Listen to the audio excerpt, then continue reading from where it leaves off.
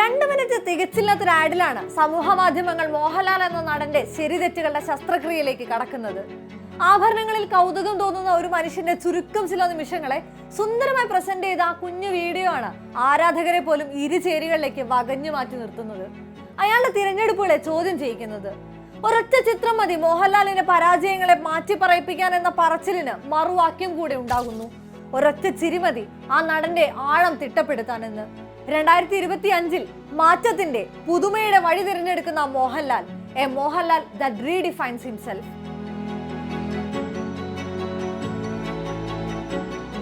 മംഗലശ്ശേരി നീലകണ്ഠനായും പൂവള്ളി ഇന്ദുചൂടനായും കണിമംഗലത്തെ ജഗന്നാഥനായും വിൻസെന്റ് തോമസ് ആയും സാഗർ എലിയാസ് ജാക്കിയായും ചെകുത്താനായും ലൂസിഫറായും പൗരുഷത്തിന്റെ പരകോടിയിൽ പ്രതിഷ്ഠിക്കപ്പെട്ട അതേ നടനാണ് പൂർണ്ണമായും മറ്റൊരാളായ മാലയണിഞ്ഞിരിക്കുന്നത്. ആണത്തത്തിന്റെ മൂർത്തിഭാവമായി മലയാള സിനിമ കരുതി വെച്ച ആ നടൻ അയാളുടെ ബൗണ്ടറികളെ കൂടിയാണ് അവിടെ മുറിച്ചു കടക്കാൻ ശ്രമിക്കുന്നത്. മോഹൻലാൽ എന്ന താരരാജാവിന്റെ ലാളിത്യമുള്ള ഭാവം, അഭിനേതാവ് അനുഭവിക്കുന്ന മാനസികാവസ്ഥ അനുവാചകനും അനുഭവിക്കുന്നുണ്ടെങ്കിൽ അവിടെ രസനിഷ്പത്തി സംഭവിക്കുമെന്ന ഭരതവാക്യത്തെ ഒരിക്കൽ കൂടി പ്രതിഫലിപ്പിക്കുകയാണ് അയാൾ. കഥാപാത്രം അനുഭവിക്കുന്നത് എന്തോ അതിന് ശരീരത്തെ ആകമാനം ഒരുക്കിയെടുത്ത് അതേ വൈകാരികതയിലേക്ക് തന്നെ കണ്ടിരിക്കുന്ന കാഴ്ചക്കാരെ കൊണ്ടെത്തിക്കുന്ന ലാൽ തന്ത്രം.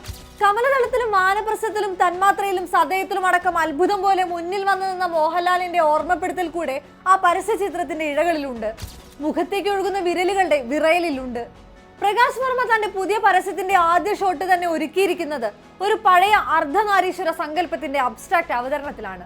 കാറിന്റെ ഡോർ ഗ്ലാസിൽ പ്രതിഫലിക്കുന്ന പാതി പുരുഷന്റെയും പാതി സ്ത്രീയുടെയും മുഖങ്ങൾ, പരസ്യത്തിന്റെ സെറ്റിലേക്ക് വന്നിറങ്ങുന്ന മോഹൻലാലിന്റെ കണ്ണിലുടക്കുന്ന ആഭരണങ്ങൾ, ആരും അറിയാതെ വാനിറ്റി വാനിലെത്തി അത് ഓരോന്നായി അണിഞ്ഞു നോക്കുന്ന മോഹൻലാൽ വെറും ഒരു ശ്രമമല്ല, ഭംഗിയുടെ ആസ്വാദനമാണ്.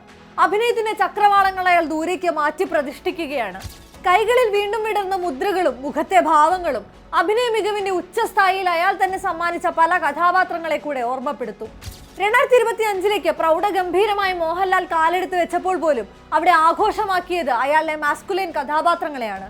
മുണ്ടെടുത്ത് മീസ പിരിച്ചെത്തിയ സ്റ്റീഫൻ നെടുമ്പള്ളി അടക്കം കാടിറങ്ങിയെത്തിയ ഒറ്റക്കൊമ്പൻ ഷൺമുഖം വരെ കൺമുന്നിൽ കാണിച്ചു തന്നതും ഓർമ്മിപ്പിച്ചതും അത്തരം വീരവേഷങ്ങളാണ്.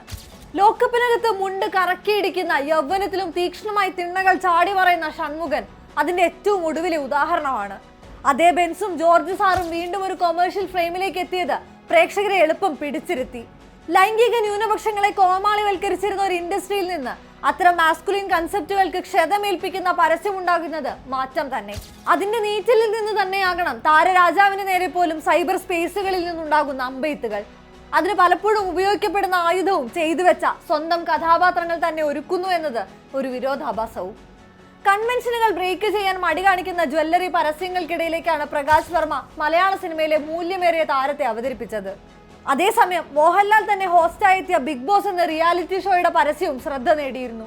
സ്വയം ക്രിട്ടിസൈസ് ചെയ്യുന്ന ഡിപ്ലോമാറ്റിക് വേഷം താൻ അനുവദിക്കില്ലെന്ന് താക്കീത് നൽകുന്ന മോഹൻലാൽ, പരസ്യങ്ങളിലെ മോഹൻലാൽ വാക്യങ്ങൾക്ക് അത്രയേറെ റീച്ചുണ്ട്. MCRന്റെ മലബാർ ഗോൾഡിന്റെ എന്തിനേറെ ഇന്നും റിപ്പീറ്റ് വാല്യൂ വാങ്ങാത്ത കണ്ണൻദേവൻ പരസ്യങ്ങൾക്കും സിനിമയിൽ എന്ന കണക്ക് ആരാധകരുണ്ട്.